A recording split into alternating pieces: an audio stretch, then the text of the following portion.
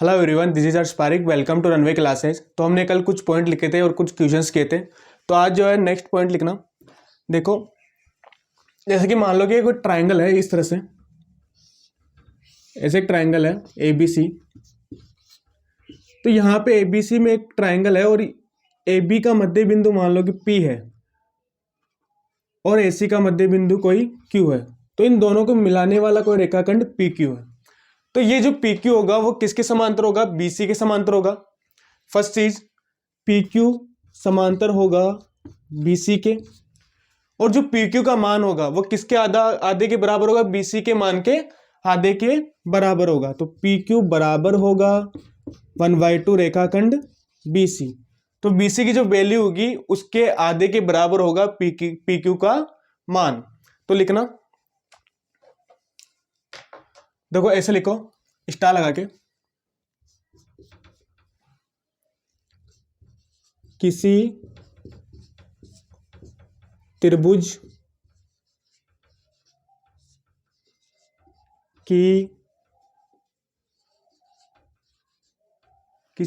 की दो भुजाओं लिखना।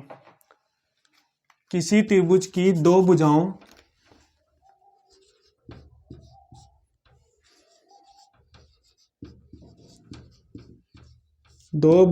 के मध्य बिंदुओं को मिलाने वाला रेखाखंड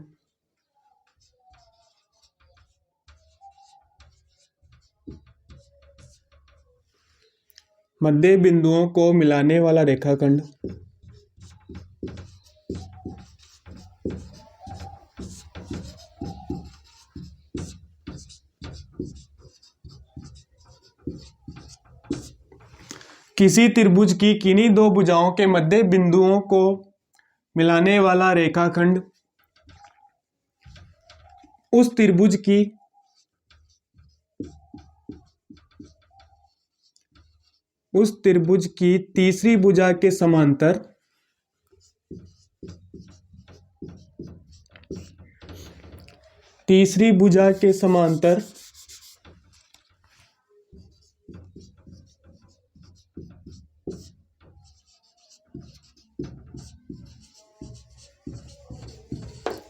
तीसरी भुजा के समांतर तथा उसका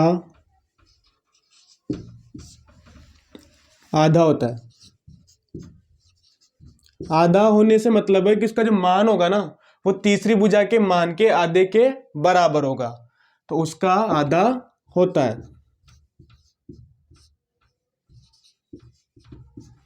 अतः त्रिभुज ए बी सी में, देखो इस ट्रायंगल की बात करें, त्रिभुज ए बी सी में पी व क्यू कर्मशः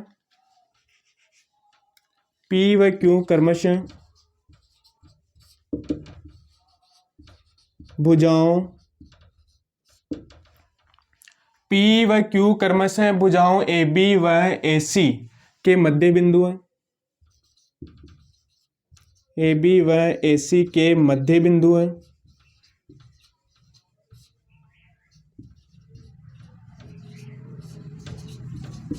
अतः देखो P व Q भुजाओं ए बी व ए सी के मध्य बिंदु है। अतः क्या होगा? पी क्यू समांतर होगा बीसी के। तीसरी भुजा कौन सी बची? बीसी। तो पी क्यू जो है रेखाखंड पी क्यू, पी और क्यू को मिलाने वाला एक रेखाखंड पी क्यू है। तो पी क्यू की जो वैल्यू होगी वो किसके समांतर होगी?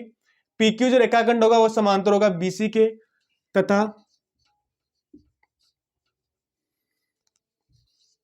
पी क्यू बराबर होगा 1/2 बीसी। तो पी क्यू का जो मान होगा वो बीसी के मान के आधे के बराबर होगा। तो इस तरह से नोट करो। फिर आगे लिखते हैं एक और पॉइंट।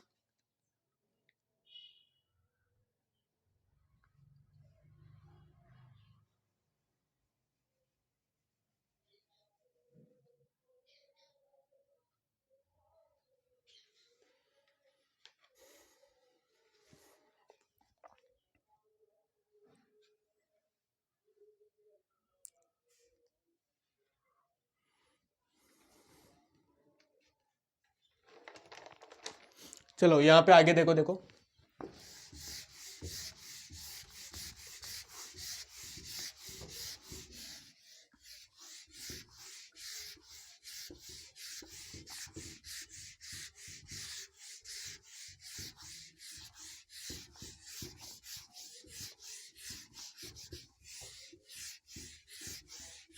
देखो ये त्रिभुज एबीसी है यहाँ पे।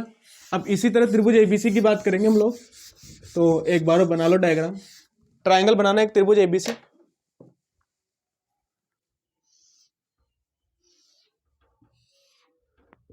देखो त्रिभुज ए बी सी एक त्रिभुज है। पहले यहाँ पे ए बी और बी सी के मध्य बिंदुओं की बात की थी। अब बी सी और ए सी के मध्य बिंदुओं को मिलाने वाले एक रेखाखंड की बात करेंगे। तो इस तरह से यहाँ पे बना लेना, दोनों मध्य बिंदु है, इनको मिलाने वाला रेखाखंड है ए क्यू, सॉरी पी क्यू है। पी क्यू एक रेखाखंड है।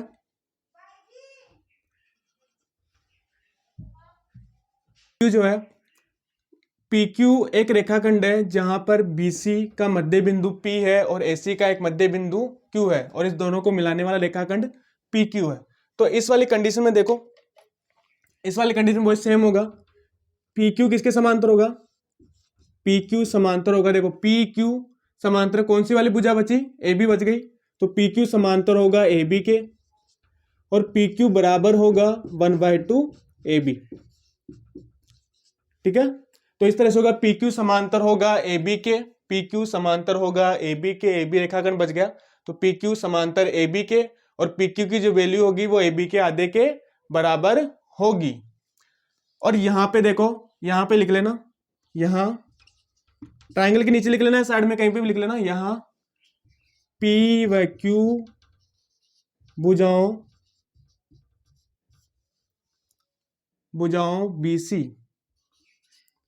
BC व AC के मध्य बिंदु है।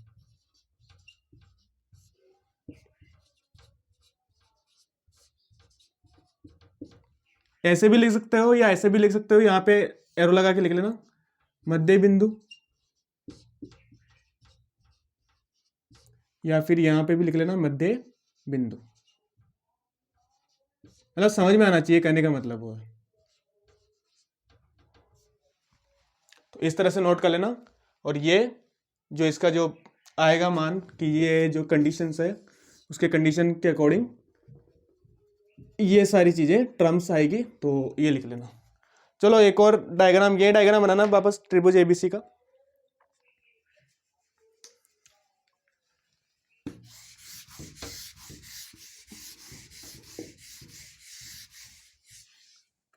देखो थर्ड कंडीशन होगी इसी तरह होगा त्रिभुज एबीसी।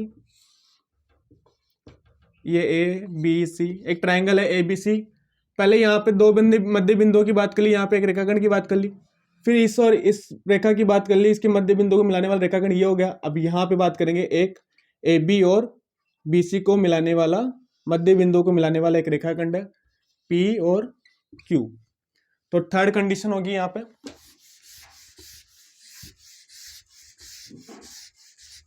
स्थिति 1, स्थिति 2 और स्थिति थर्ड। देखो थर्ड में क्या होगा, पी क्यू यहां पे लिख लेना, यहां P व Q भुजाओं, कौन कौन सी भुजाएं? देखो ए बी, P किसका है? ए बी का मध्य बिंदु, ए बी व BC के मध्य बिंदु है, BC के मध्य बिंदु है।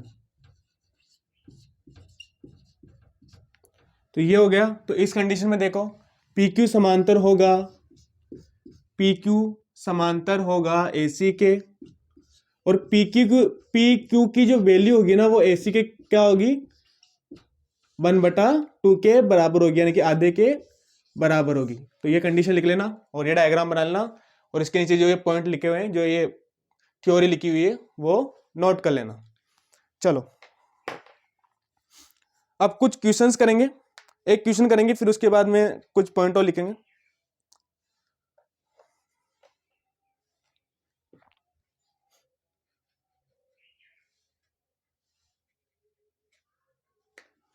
देखो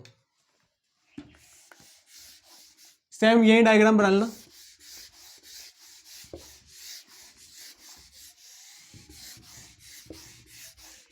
कुछ भी चेंज नहीं करना है, ये डायग्राम बनाना है। और यहाँ पे जो है U कर लेना, यहाँ पे V कर लेना, बस यहाँ पे U लिखना और यहाँ पे V लिख लेना।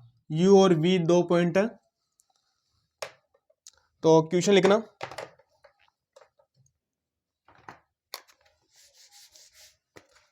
चलो क्वेश्चन लिखो।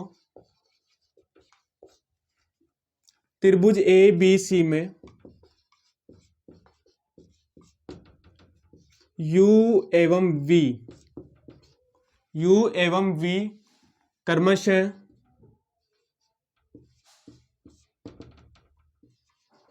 भुजाओं। त्रिभुज ए बी सी में यू एवं वी क्रमशः भुजाओं ए बी और बी सी के मध्य बिंदु है।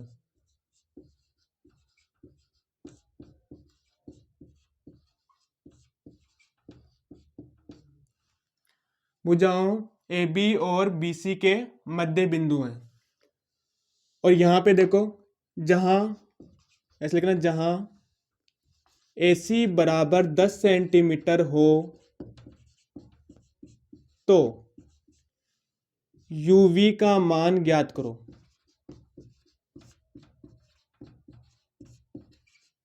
देखो, अपने को दिया हुआ है त्रिभुज ABC है, इसमें U और V क्रमशः भुजाओं AB और BC के मध्य बिंदु है।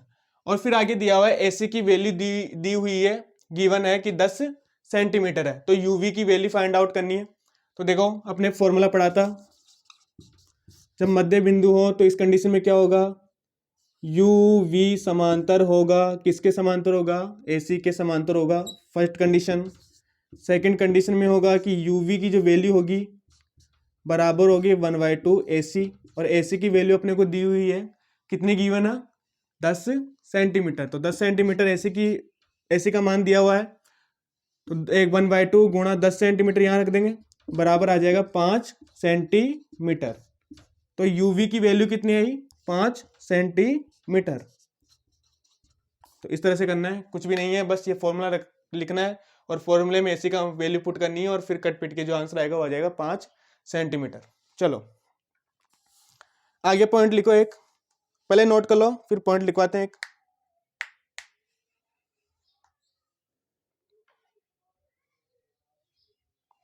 देखो,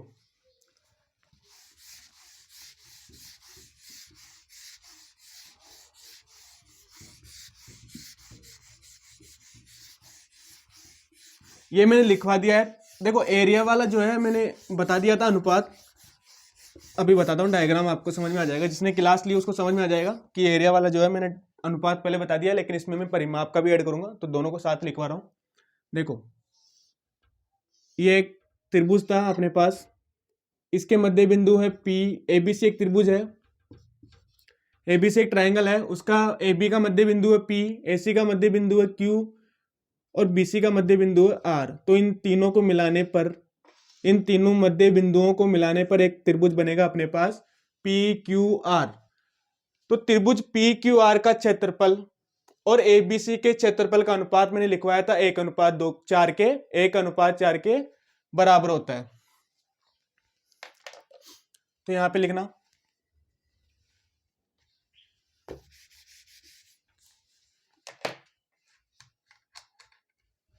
देखो स्टार लगा के लिखो, त्रिभुज ABC में, चित्र के अकॉर्डिंग जो डायग्राम उसके अकॉर्डिंग बता रहा हूं, त्रिभुज ABC में बिंदु P, Q व R क्रमशः भुजाओं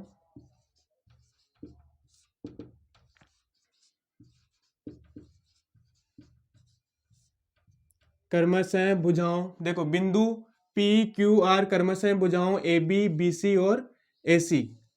AB, AC, P किसका है, AB का, और Q AC का, और R BC भुजा का। AB, AC और BC के मध्य बिंदु हैं।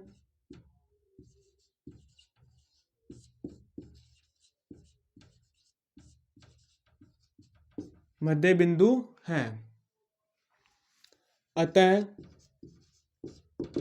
देखो, अतः यहां पे क्या होगा, AR त्रिभुज PQR, AR का मतलब है area of triangle PQR, area of triangle यानी कि AR का मतलब है एरिया, जो ट्राइंगल का जो क्षेत्रफल है उसको किससे डिफाइन किया है यहाँ पे, किससे लिखा है यहाँ पे, ए आर से।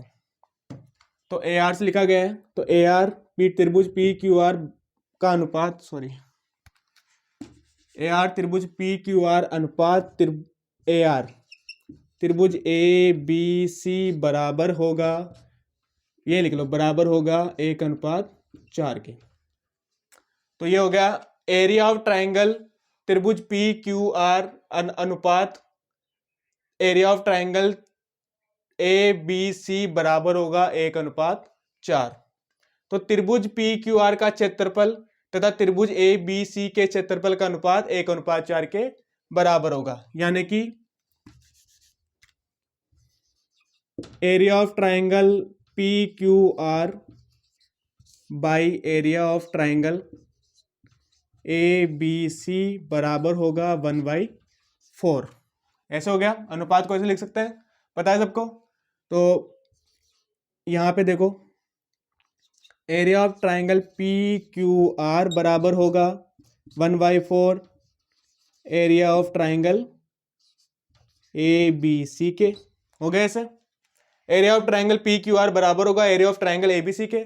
फिर एक और कंडीशन होगी, area of triangle A B C बराबर होगा 4 गुणा area of triangle P Q R. Same ही है, बस ये याद होना चाहिए, इतने सारे बार बार रटने की जरूरत नहीं है। ये याद है तो उससे 1/4 के बराबर हो जाएगा, सीधी सी बात है।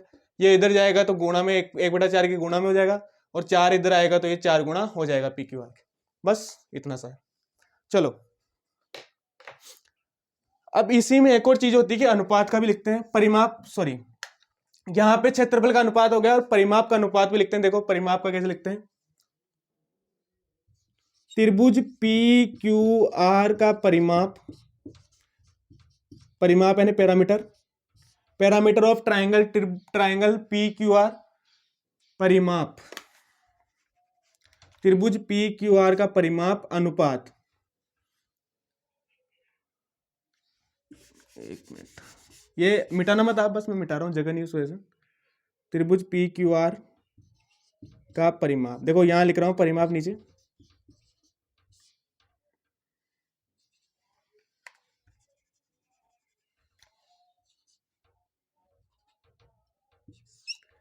त्रिभुज पी क्यू आर का परिमाप अनुपात यानी कि रेशियो त्रिभुज ए बी सी का परिमाप। तो त्रिभुज पी क्यू आर का परिमाप अनुपात त्रिभुज पी क्यू आर का परिमाप और त्रिभुज ए बी सी का परिमाप का अनुपात जो होगा वो बराबर होगा 1:2 के। इस तरह से होगा, त्रिभुज पी क्यू आर का परिमाप का अनुपात और त्रिभुज ए बी सी के परिमाप का अनुपात बराबर होगा 1:2 के। तो ये लिख लेना। आगे देखो, ये नोट करो, फिर आगे लिखवाता था।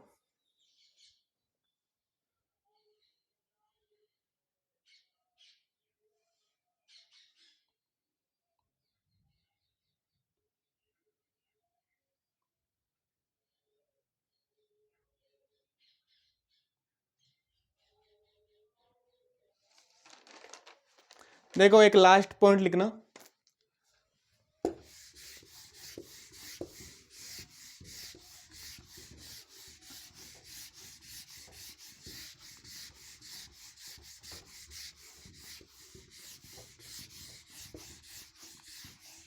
देखो लास्ट पॉइंट लिखो, स्टार लगाना और लिखना, किसी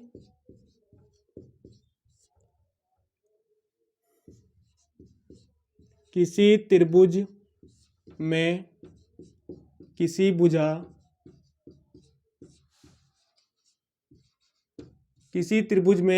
भुजा के मध्य बिंदु से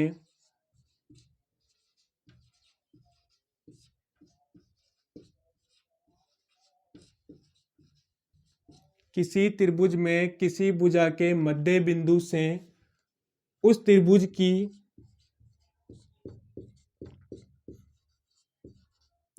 उस त्रिभुज की दूसरी भुजा के समांतर खींचा गया रेखाखंड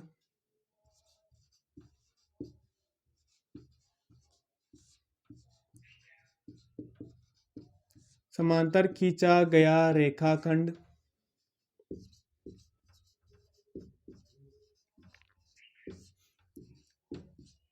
तीसरी भुजा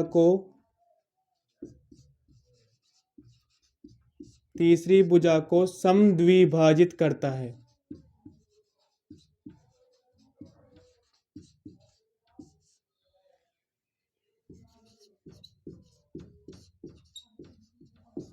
देखो, किसी त्रिभुज में किसी भुजा के मध्य बिंदु से उस त्रिभुज की दूसरी भुजा के समांतर खींचा गया रेखाखंड तीसरी भुजा को समद्विभाजित करता है। देखो, कहने का मतलब ये है कि इस तरह से कोई ट्रायंगल है, यहाँ पे एक ट्रायंगल है, मान लो ए बी सी कोई ट्रायंगल है। अब इस त्रिभुज में कोई एक भुजा है ए बी का मध्य बिंदु पी है। क्या है ए बी का मध्य बिंदु पी। तो इस मध्य बिंदु पी से भुजा, दूसरी भुजा कौन सी मानी, बीसी। तो मध्य बिंदु पी से दूसरी भुजा बीसी के एक समांतर खींचा गया रेखाखंड है पी क्यू। ऐसे पी क्यू है। तो इस कंडीशन में जो क्यू होगा ना, वो एसी का मध्य बिंदु होगा या समद्विभाजक होगा। तो एसी का मध्य बिंदु क्या होगा, क्यू। तो ये क्या कहलाएगा, मध्य बिंदु।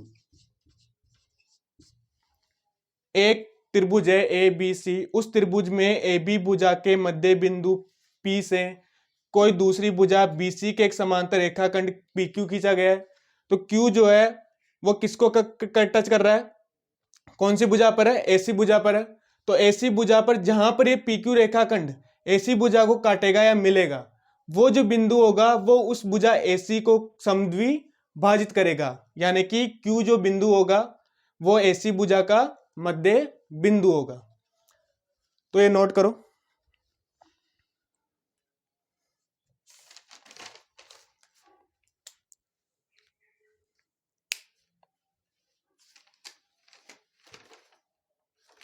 चलो, आज की क्लास यही खत्म करते हैं और कल जो है अपन इससे रिलेटेड कुछ क्वेश्चंस करेंगे, फिर कुछ परिमेय एक थ्योरम पढ़ेंगे, फिर उसके बाद में सर्वांग क्षमता और समरूपता चलेगी अपनी।